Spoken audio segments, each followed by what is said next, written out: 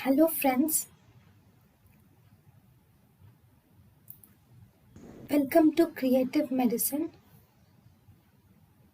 In this lecture, we will learn about. Hello friends, let us now learn some important points about dipyridamole. So dipyridamole is actually a powerful coronary vasodilator. This will inhibit the uptake and degradation of adenosine. What is adenosine? Adenosine is a local mediator in coronary autoregulation.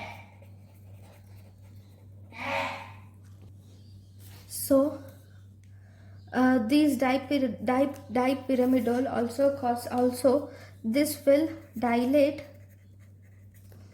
the resistant vessels.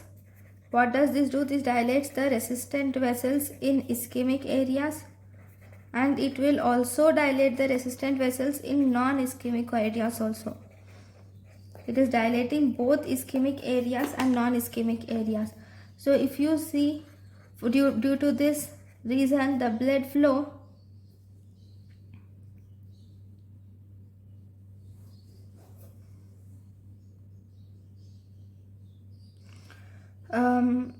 is diverted. This will result in blood flow to be diverted from ischemic areas to non-ischemic areas. So this diversion of blood flow from ischemic areas to non-ischemic areas will result in coronary steal phenomenon.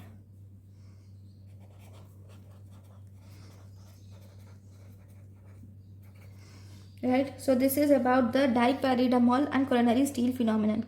Thank you for watching. Thank you and thank you for watching.